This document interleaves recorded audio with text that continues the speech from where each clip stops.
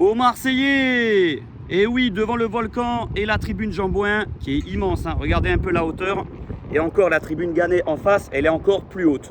Je vais vous faire un tour du stade, tout en parlant du mercato. Voilà, pour ceux qui ne connaissent pas, ça va vous permettre un peu de découvrir le parvis dans son ensemble. Je vais parler fort, hein, parce qu'il y a du Mistral qui souffle derrière moi. Donc voilà, on est devant le boulevard Michelet, là où c'est le bordel lors des avant-matchs, lors des grosses affiches, toute la journée au stade Vélodrome. Allez, on va commencer en allant voir la statue de Bernard Tapie qui bosse, tout en parlant du mercato. Alors c'est vrai qu'on n'a pas eu des bonnes nouvelles, hein, ces dernières heures. Vous avez vu qu'avec Pexao, on n'est toujours pas d'accord avec Feyenoord. L'OM commence à s'agacer. Les Feyenoord tient sur ses positions, le prix qu'ils ont demandé au départ, et à savoir que l'OM a dégainé une dernière offre de 28 millions d'euros. Mais ça ne suffit pas. Vous pouvez imaginer qu'avec le temps, Feyenoord allait craquer, surtout que la volonté du joueur, c'est de rejoindre l'OM. Mais ce n'est pas le cas pour l'instant. Donc que doivent faire les dirigeants? Aller sur d'autres pistes ou alors augmenter l'offre pour Pexao? On n'a pas la volonté de surenchérir. Et on a bien raison. Ok, ce joueur a des qualités. Je le veux volontiers à l'Olympique de Marseille. Il reste sur une saison exceptionnelle. Il a la cote. Il a 25 ans. Il est brésilien. Il a des statistiques exceptionnelles. Mais il ne faut pas déconner. 28 millions d'euros, c'est déjà énorme. Et Feyenoord refuse. Donc ça sent pas bon, les gars. J'ai bien peur qu'au mois d'août, même à la fin du mercato, Feyenoord campe sur ses positions et décide de garder le joueur, même contre son gré. Parce qu'il a fait une story Instagram hier, Pexao, en disant, en étant un peu énigmatique, on ne savait pas trop si ça voulait dire je vous quitte ou je reste. J'ai plutôt tendance à penser maintenant qu'il se contenterait de rester une année de plus à Feyenoord. Il ne va pas aller au bras de fer en tout cas. Donc ça nous met un peu dans le pétrin. L'OM a perdu du temps sur ce dossier. Ça fait 1 mois et demi qu'on discute avec Feyenoord. On a d'autres pistes, j'en doute pas, en sous-marin, des plans B, des plans C. Mais là, il va falloir s'activer. Même si, moi, ce qui m'alarme le plus, c'est le défenseur central parce que c'est très important pour les automatismes d'avoir notre charnière derrière et de décaler Medina à gauche. Hein, c'est ce qu'a De Zerbi en tête. On va faire une petite parenthèse, les amis. Voilà, devant la statue de Tapie avec plusieurs joueurs, hein, de 93, Dimeco, Basile Boli, Franck Sauzé, Angloma, etc. Voilà, la fameuse statue juste derrière moi. Allez, on va aller vers le virage sud. Donc Pexao, les gars, si je devais donner un pourcentage sur lequel il va signer à l'OM, à l'heure actuelle, je dirais même pas 50%. Hein. Alors d'après certaines sources, ça continue encore à discuter. Là, on est dans un statu quo.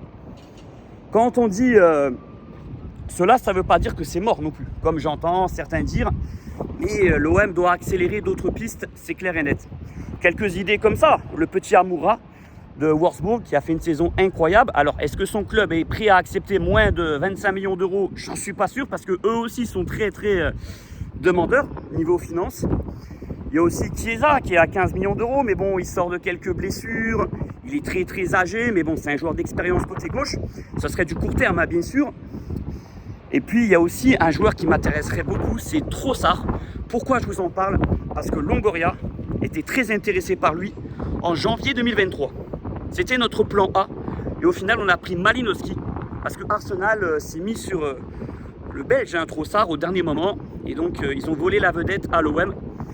Et on sait très bien comment travaillent les dirigeants. Quand ils ont quelqu'un en tête, ils aiment bien un petit peu relancer un petit peu plus tard. On l'avait vu avec Benasser l'été dernier qui est arrivé finalement cet hiver. Trossard, ce serait un coup exceptionnel. Hein. Alors c'est vrai que c'est un salaire important. Est-ce qu'il pourrait toucher 500, 600 000 euros par mois à l'OM? Il faudrait voir ce qu'il touche actuellement déjà.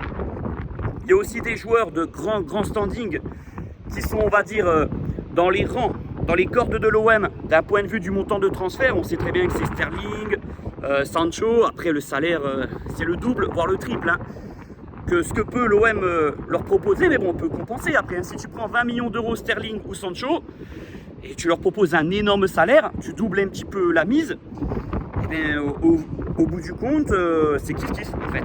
Si tu fais un calcul tout simple. Donc voilà, pour le dossier de Pexao, nos dirigeants ont toujours été très intéressés par lui, mais ils ne veulent pas dépasser une certaine limite, ils ne veulent pas surenchérir en fait. Et je pense qu'ils ont raison, c'est plutôt raisonnable les gars. Hein. Voilà, c'est comme ça que ça se passe, l'OM n'a pas des moyens illimités, et on a d'autres postes à combler. Et surtout cet été, on s'aperçoit qu'avec avec ma compte, on n'a pas des moyens astronomiques, c'est une réalité. J'avoue que j'étais pas très content hier. Il y a eu plein de nouvelles un peu décevantes. Et on va venir à la deuxième, c'est Timothy Weah. Attendez, je vous montre un petit peu le stade là. Regardez en face, on voit la tribune Gannet. Là, on est juste à côté du virage sud. En fait, on est en Jambouin côté virage sud. Pour ceux qui ont déjà été à cet emplacement, niveau ambiance, c'est le feu là. À côté du meilleur virage. Enfin, c'est chaud les deux virages au Vélodrome, mais le virage sud, c'est quelque chose. Voilà. Quand les winners et les ultras chantent à l'unisson, ça résonne à 3 km la vérité. C'est un truc de fou. Regardez un petit peu les groupes de supporters qui ont sur tout le parvis autour du stade. Là, c'est qui à votre avis? C'est le Commando Ultra 84, le premier groupe de supporters à avoir été créé en France. Bah, ça vient de chez nous encore, ça vient de Marseille. Hein. Quand on vous dit on n'est à jamais les premiers, c'est pas que par rapport à la Ligue des Champions, c'est sur plein de domaines.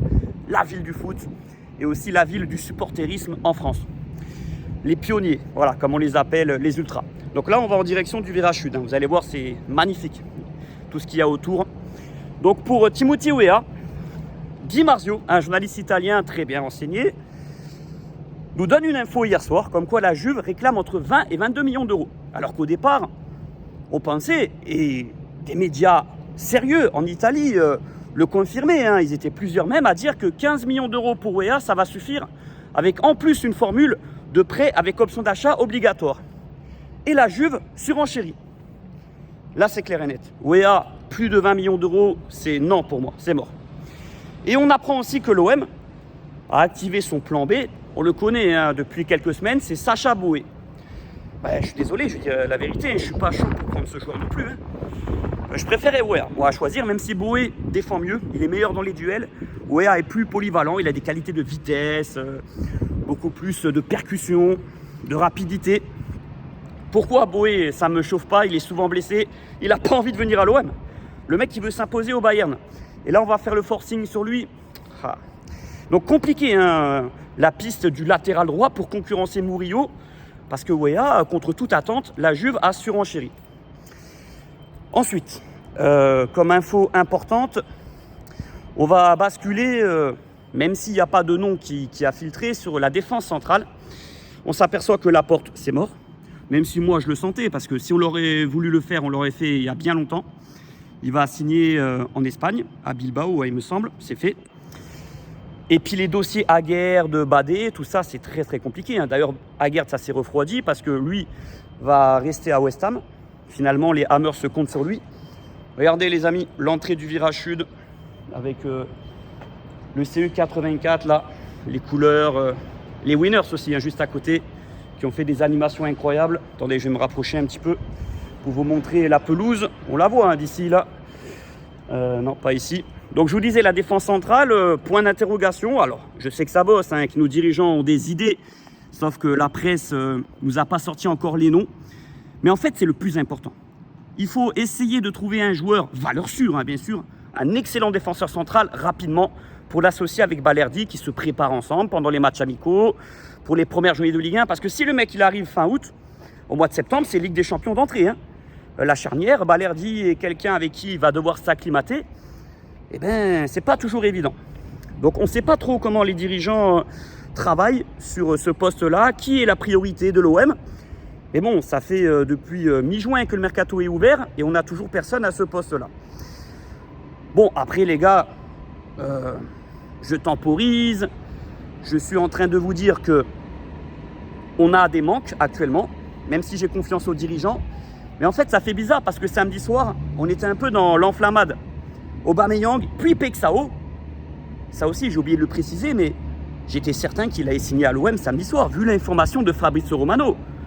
Tous les youtubeurs, tous les supporters de l'OM, là, avec tant de journalistes assez confirmés qui disaient, oui, l'accord est tout proche avec Feyenoord, on se disait, ça y est, quoi, c'est fait. Mais en fait, voilà, Feyenoord, on n'avait pas tout à fait les bonnes informations parce que l'OM n'a pas proposé 35 millions d'euros avec bonus, c'est pas vrai, on a proposé 28 et Feyenoord n'a jamais accepté. Donc l'accord proche, non, c'est pas vrai. Et donc là, 48 heures plus tard ou 3 jours plus tard, ben, ça stagne quoi, on n'avance pas tant que ça, même si, bon, Là, on a fait 4 arrivées. Aubameyang, bon, on va en parler tout à l'heure. On va dire officiellement Medina, André Gomez et Egan Riley. D'ailleurs, ils ont fait des bons débuts, hein, des premiers pas très intéressants. C'est 3 bonnes recrues. Moi, sur André Gomez, j'étais mitigé. Mais les premiers matchs amicaux qu'il a fait, sa finesse technique, son toucher de balle, sa vision du jeu, même s'il ne faut pas s'enflammer sur des matchs de prépa, j'ai tellement d'exemples en tête, notamment Ismaël Koné il y a un an, qui avait commencé en boulet de canon avec l'OM contre Sunderland. Il marque un super but en amical et après, on ne l'a jamais vu reproduire ça en match officiel. Mais bon, André Gomez connaît la Ligue 1, ça reste un peu différent. Donc là, les amis, hein, on va se rapprocher de la tribune Gannet. Et après, on ira vers le virage nord. Regardez un petit peu toutes les graffitis des winners et tout. Je vais vous montrer. Ça, c'est nouveau, les gars. Ça, c'est en exclusivité. Ça fait quelques jours. Hein. Eh oui, vous allez reconnaître la couleur orange. Le Che Guevara, un des symboles du groupe. Le Chaotic Group. Chaotic Group. Allez, l'OM, allez. Et c'est tous en couleur, en tous en cœur. Allez, l'OM, allez. Ah, je fais le fada au stade, encore pire que sur YouTube. C'est ça qui me manque, les amis, hein, depuis que je commente les matchs de l'OM, c'est d'aller au stade très rarement. Mais bon, j'ai tellement profité dans ma vie du Vélodrome, tellement. Un jour, je vous ferai une vidéo sur toutes les anecdotes. Bah tiens, je vais la faire cet été, c'est décidé. Ça sera aussi un hommage à mon père aussi, que j'ai vécu au stade. Donc, pour revenir sur le mercato, les gars, parlons un peu d'Aubameyang. Son arrivée a été retardée parce qu'il y a encore des discussions au niveau contractuel avec lui. On est d'accord sur le principe, mais pas encore à 100%. Est-ce qu'on doit s'inquiéter? Je pense pas, mais c'est pas officiel encore. Hein. Voilà. Je vais pas dire que c'est fait. Attendez, parce que là, voilà, c'est du direct, les amis. Ça change un peu et j'ai pas le choix ces jours-ci. Donc Aubameyang, j'espère que ça va se faire. En tout cas, bon, j'espère, hein, parce que même pour lui, ça serait pas bon pour son image. Hein, si jamais tout capote, même si je pense que les supporters s'en prendraient plutôt au club qu'à lui. Voilà. Et oui, niveau finance, l'OM n'a pas des moyens illimités cette année, loin de là. Hein. On fait attention à nos sous, on le voit sur le dossier Pexao, sur le dossier OEA, parce qu'à l'heure actuelle, on a dépensé combien? 2 millions d'euros à l'heure actuelle. Medina, le prépayant, André Gomez, c'est libre, Egan Riley, voilà, 2 millions d'euros. Donc, j'espère qu'on garde cet argent pour investir fortement sur un défenseur central. La tribune Gannet, les amis, voilà. Donc Aubameyang, bon, les gars, normalement c'est bon, mais j'ai un petit doute quand même. Avec tout ce qui se passe, je me méfie. Maintenant, on va parler des partants. Tiens, ça joue à la pétanque, les amis. On va aller faire une partie de boule après. On va parler des partants. Benasser est quasiment d'accord avec Al Ittihad, club saoudien. Donc ça veut dire que son retour est définitivement mort. C'est dommage d'avoir pris Benasser au mois de janvier en sachant qu'il n'était pas prêt physiquement et de ne pas le prendre cet été. Même si je comprends la politique des dirigeants, en fait, ils ont peur. Ils pensent que c'est un risque. Parce que c'est vrai, si Benasser échoue, il a un gros salaire, il a une option d'achat aussi de 12 millions d'euros, hein, ce qui n'est pas rien. Et les dirigeants ont d'autres priorités. Voilà. Parce qu'en fait, au milieu de terrain, j'étais le premier à dire « Ouais, il va falloir qu'on recrute un joueur. » Mais au final, on a quand même 6 joueurs pour 3 postes, c'est-à-dire que les postes se sont doublés. Oui, parce que titulaire Rabiot, Gomez et Højbjerg, remplaçant, tu peux considérer Kondogbia dans un rôle de doublure, hein, bien sûr. Harit, actuellement, avec Nadir. Alors je sais, c'est juste, hein, sur le banc de touche. Hein. D'ailleurs, dans tous les compartiments du jeu, on est juste. On l'a vu lors des premiers matchs amicaux, mais pas besoin de ça pour le savoir. À part 2-3 joueurs vraiment qui peuvent rentrer dans le 11, comme Rowe, comme Egan Riley, le reste, c'est vraiment des remplaçants. Et ça, c'est pas bon. Hein. Si on veut faire une belle saison, on ne peut pas se contenter de 13-14 joueurs de très très bon niveau. Avant de rentrer dans le stade, là, j'étais en train de discuter avec un supporter qui m'a arrêté, tranquille, pour parler de l'OM. Il ne me connaissait même pas sur YouTube.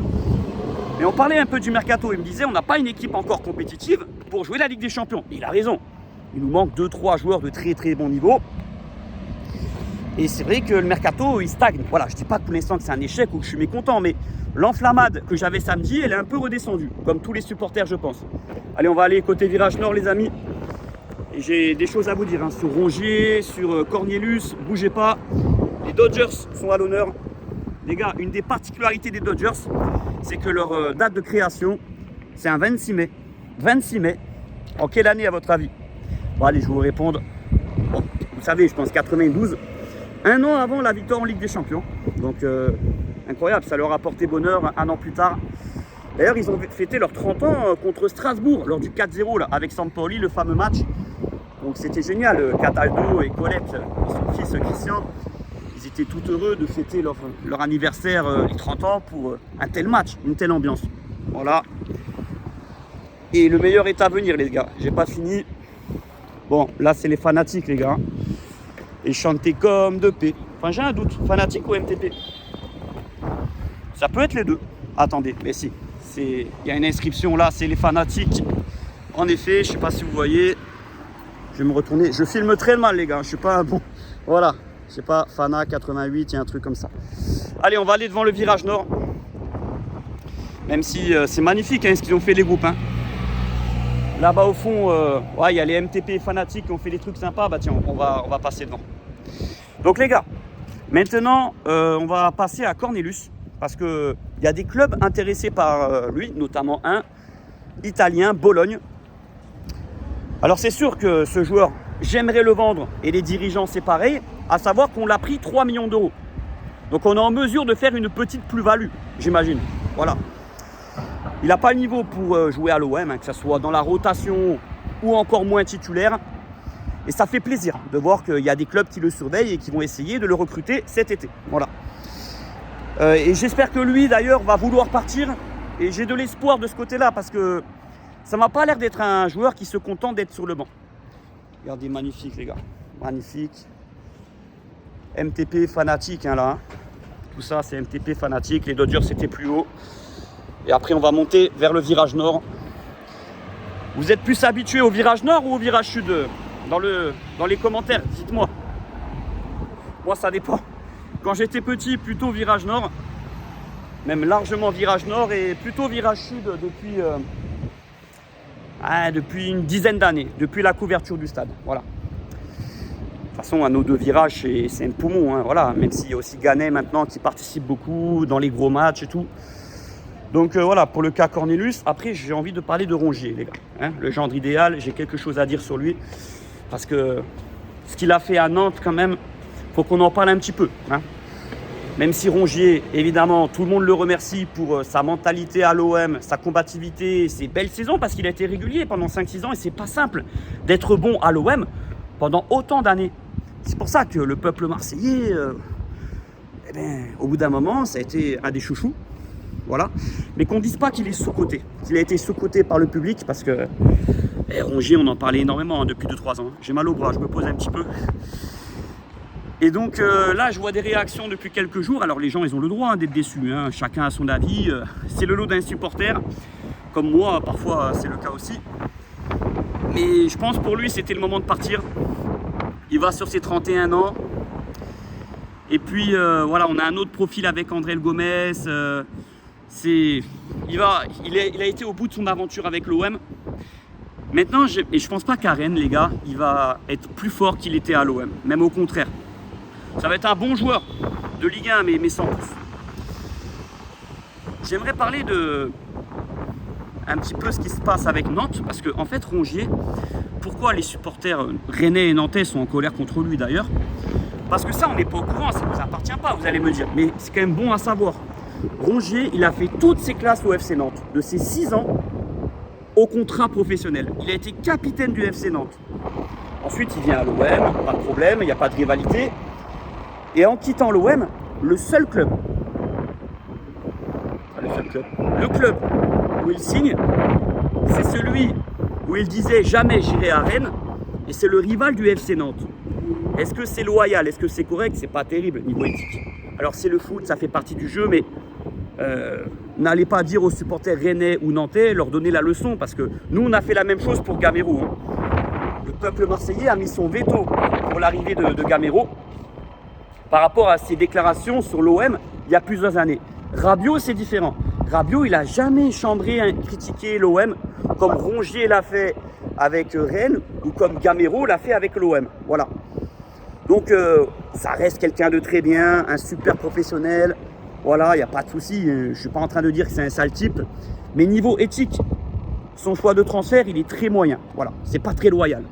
Alors les joueurs de foot, ils ont des contrats. Maintenant, il n'y a pas d'amour du maillot. Mais quand même, on peut s'imaginer qu'il y a des exceptions. Mais c'est pas le cas de Rongier, quoi. Voilà. Il y a des joueurs comme ça qui n'auraient pas fait un tel choix, hein, de trahir un peu le club formateur. Surtout que Rongier, il a Nantes dans le cœur. Voilà, il a été gamin chez les Canaries, il a toujours été au FC Nantes, donc c'est sûr qu'il a ce club dans son cœur. Et je me rappelle quand il était là-bas, il avait l'amour du maillot. Par exemple, les gars, alors c'est pour répondre un peu aux supporters de l'OM qui font des hommages pour Rongier, je trouve un peu trop exacerbé. Rappelez-vous de Lorik Sana. Lorik Sana, c'est un guerrier au milieu de terrain, lui qui aimait vraiment l'OM. Il était supporter depuis petit. Rongier, c'est pas un supporter de l'OM de base, même s'il a aimé son passage chez nous, pas de souci, mais à Rennes, il va se donner autant que ce qu'il a fait à l'OM. Lui, dans chaque club, il se donne. C'est sa façon de jouer, en fait. Voilà. Il se démarque par sa débauche d'énergie, par son travail de l'ombre, et tout ce qu'on sait, hein, on ne va pas le répéter encore et encore. Donc j'en ai connu des joueurs à l'OM qui ont mouillé le maillot, qui ont été exemplaires, qui ont été très bons en plus de ça, même meilleurs que Rongier. Parce qu'à en fait, les joueurs qui mouillent le maillot, voilà, plus que les joueurs techniques, qui font lever les foules, ça je me suis aperçu avec le temps, ça agace même des fois, les joueurs un peu techniques, qui font n'importe quoi. On n'est pas trop patient de ce côté-là. C'est une vérité les gars, c'est une vérité. On a plus l'ADN des joueurs qui trichent pas, qui mouillent le maillot, en fait, à choisir. Alors après, bien sûr, les joueurs magiciens, tous les publics du monde entier les kiffent, hein, ça c'est pas un souci. Alors les gars, regardez, c'est magnifique aussi là-bas. Les fanatiques, tout ce qu'ils ont fait. Et là, le centre commercial avec le rooftop juste en haut, je passe des super soirées en ce moment. Je me régale. Et je vois le stade juste en face. Alors, on va rien dire. Donc voilà, j'étais en train de parler de Rongier, donc bon vent à lui, hein, pas de souci, bonne continuation. Mais je vais pas en faire des tonnes en disant que c'est un joueur qui a marqué l'OM, parce que pour moi c'est pas le cas. Il n'a pas non plus marqué une génération, ça a été quelqu'un de régulier, un bon soldat comme on dit, mais tranquille. J'en ai connu des joueurs comme ça à l'OM, voilà. Et ça de Nantes, c'est pas terrible. Alors comme autre info mercato,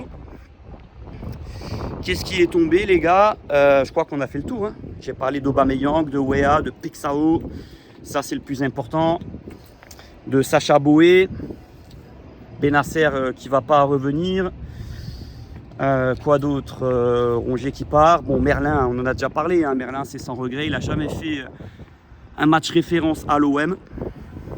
C'est un joueur qui a le niveau pour jouer dans des clubs lambda de première division. Même s'il reste relativement jeune, mais je ne suis pas sûr qu'il a une si grosse marge de progression que ça. Ou alors peut-être qu'il va passer des paliers, mais dans d'autres clubs qu'à l'OM. C'est une vérité les gars. Il était un peu tétanisé dans ce stade, dans ce volcan, franchement. Je réfléchis, parce qu'il n'y a pas de montage les gars, hein. C'est des vidéos comme ça. Qu'est-ce que je peux rajouter sur les actus mercato? À suivre en tout cas. Il y a du travail encore. Il y a du travail parce que, je répète, samedi soir, on pensait qu'Aubameyang, pas de soucis, ça va être fait, tranquille.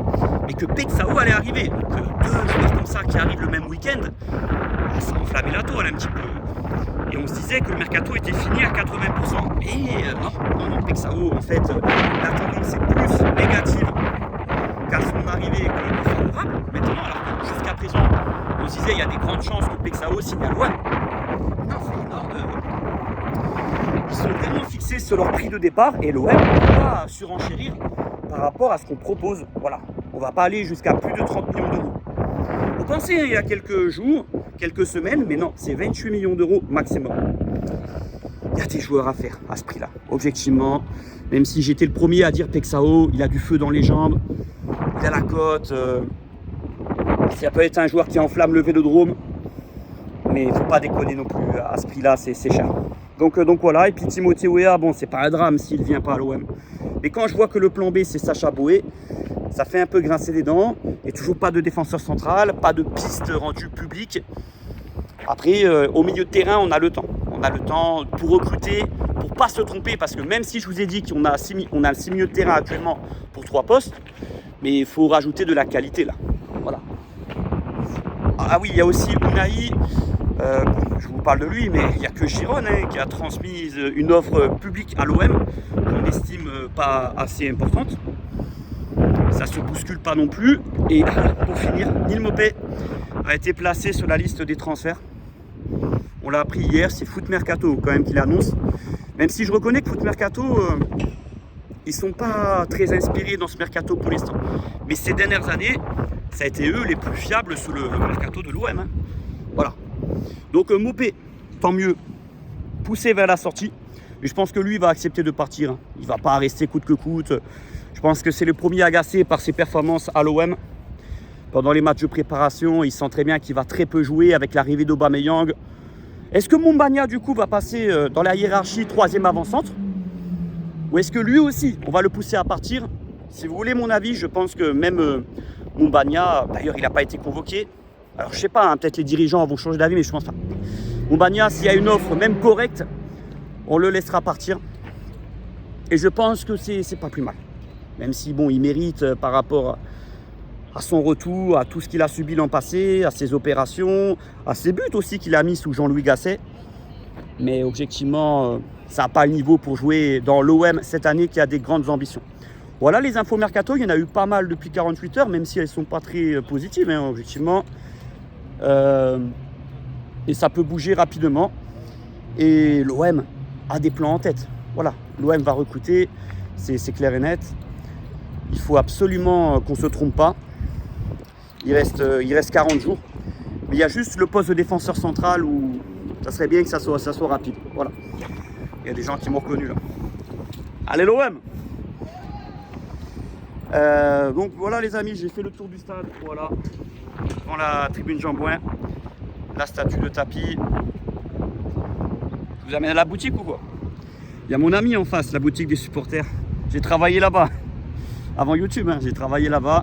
Et après, j'ai lancé YouTube. Alors, bon, je suis parti. Bon, c'était quelques mois quoi, pour aider. Je gérais les abonnements et tout, le bordel. Laisse tomber. Voilà les gars, bon, n'hésitez pas à liker en bas de la vidéo. Et puis demain, je referai une vidéo pareil devant le stade pour vous annoncer un petit peu les infos.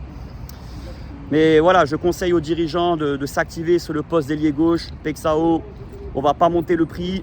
Même si je sais que ça discute encore, enfin, selon certaines sources, hein, encore une fois, hein, pas toutes. Il y a des idées à faire sur ce poste d'ailier gauche, voilà.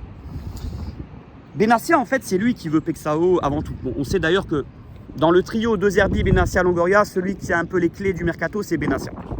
Même si De Zerbi doit valider et Longoria doit valider. Mais c'est Benassia surtout. Et sur Pexao, ça a été annoncé, c'est lui qui le veut, Et je dis pas ça parce qu'il a rencontré son père, on l'a vu, à l'Intercontinental. Voilà, c'est comme ça. On va voir la suite, les gars. Mais voilà, au poste de latéral droit, bon, je dis pas que c'est mort avec Wea, mais quand même, Wea, ça s'est bien refroidi là. Hein. Pareil, je vous donne un pourcentage, il y a 50% de chances que Wea signe à l'OM. Et excusez-nous, tous les supporters pensaient qu'il allait signer. Les médias italiens, français disaient qu'il était à un pas de signer à l'OM. Alors moi je suis habitué dans des mercatos, hein, que des signatures capotent au dernier moment, que des transferts se réalisent pas. J'en ai vu d'autres hein, avec l'OM. Hein. Oh là là. Mais là je m'y attendais pas. Pour Pexao, depuis samedi soir, je pensais que c'était fait. Même si j'ai pas fait de vidéo hein, sur le sujet. Hein. Mais mes collègues youtubeurs qui en ont fait, c'est normal. Parce que j'étais pas dispo. Hein. Mais à leur place, j'aurais fait pareil. Et Timothy Weah, oui, ça paraissait évident. Mais en fait, c'est pas le cas du tout. Même la tendance sur ces deux joueurs n'est pas du tout favorable. Voilà, après, tout le monde n'était pas convaincu à 100% sur Weah et aussi un peu sur Pexao. Allez l'OM la team.